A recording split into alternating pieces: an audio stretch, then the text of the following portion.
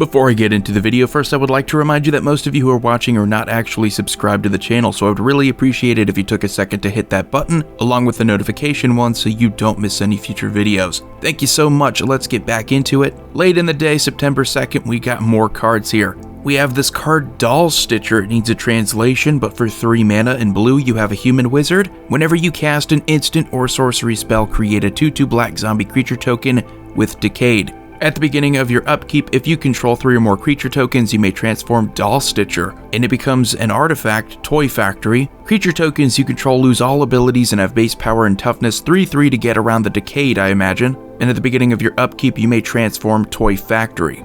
And then we get the card Village Watch, a 5 mana human werewolf with haste and daybound. Flips into Village Reavers. Wolves and werewolves you control have haste with nightbound. So very good tribal for werewolves.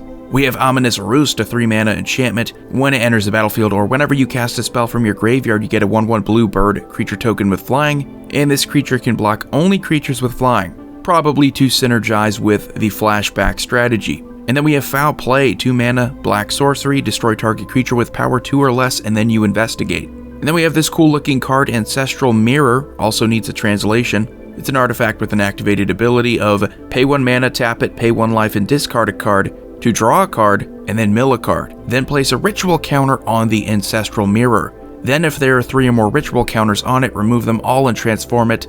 You can only do this at sorcery speed. The flip side is Inherited Demon, a 4/4 flying demon with an activated ability of 3 mana. Exile target creature from a graveyard, put a +1/+1 counter on Inherited Demon. And then we get a reprint here in Thermo Alchemist, very solid card for Spellslingers. And we have Geist Flame Reservoir, 3 mana artifact in red. Whenever you cast an instant or sorcery spell, you put a charge counter on Geist Flame Reservoir. And you get 2 abilities here. You can pay 2 mana and tap it, remove any number of charge counters from it, deals that much damage to any target, or you could pay 2 mana and tap it to exile the top card of your library, and you get to play that card this turn. We do have Prosper Tomebound, so that last ability really stands out for me as just another way to get more treasure tokens with that commander. And then we have another rare here, Can't Stay Away, white and black, for this sorcery. Return target creature card with mana value 3 or less from your graveyard to the battlefield. It gains, if this creature would die, exile it instead, and a flashback cost of 5 mana. So obviously flashback making a big comeback in this set in particular.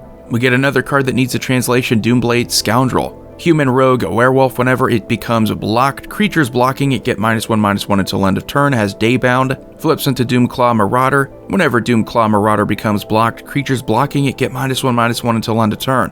Whenever a creature blocking Doomclaw Marauder dies, its controller loses a life and has nightbound. And finishing up September 2nd, we have Curse of Leeches, a 3 mana curse. This is the return of curses, which is pretty cool. When this card transforms into Curse of Leeches, attach it to a player. At the beginning of enchanted player's upkeep, that player loses 1 life and you gain 1 life, has daybound. Transforms into Blood-Sucking Dark Leech, becomes a Leech Horror with lifelink and nightbound. I think this is going to be much stronger in Standard. We have some curse decks in Commander. I don't think this is going to be strong enough to stand out, unfortunately. So September 3rd, we have Consuming Ooze, a 5 mana mythic ooze that also needs a translation. Consuming Ooze's power is equal to the number of card types among cards in your graveyard, and its toughness is equal to that number +1. Sound familiar?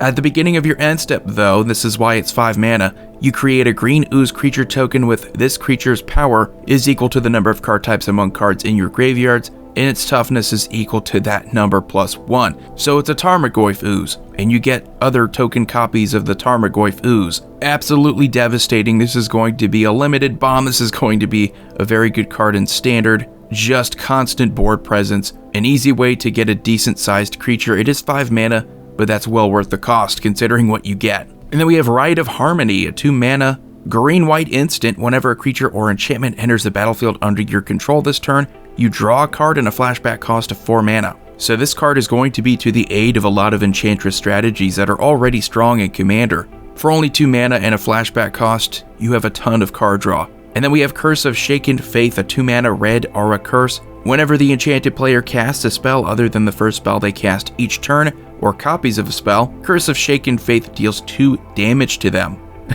That's a really good curse.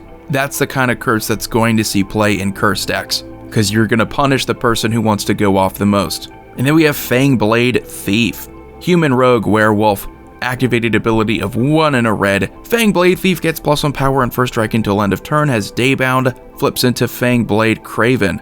Activated ability of 1 and a red, gets +1 power until end of turn, and an activated ability of 5 mana, creatures you control get +2 power until end of turn, and also has Nightbound. And then we have Stuck in the Cemetery, needs a translation here. It's a blue aura. When Stuck in the Cemetery enters the battlefield, if you have 5 or more cards in your graveyard, you tap Enchanted Creature. Enchanted Creature doesn't untap during its controller's untap step. And then we have Clear Shot. Target creature you control gets +1/+1 until end of turn. It deals damage equal to its power to target creature you don't control. Then we have Siege Zombie. Translation, tap 3 untapped creatures you control. Each opponent loses 1 life. And then we get Flame Channeler. A human wizard, when a spell you control deals damage, transform Flame Channeler. Embodiment of Flame, whenever a spell you control deals damage, put a flame counter on Embodiment of Flame. Pay 1 mana, remove a flame counter from Embodiment of Flame, exile the top card of your library. You may play that card this turn. So that's going to do it for the first part of the September 3rd spoilers. Stay tuned for later in the day when I will have probably another video out for you. Thank you all so much, I will see you then.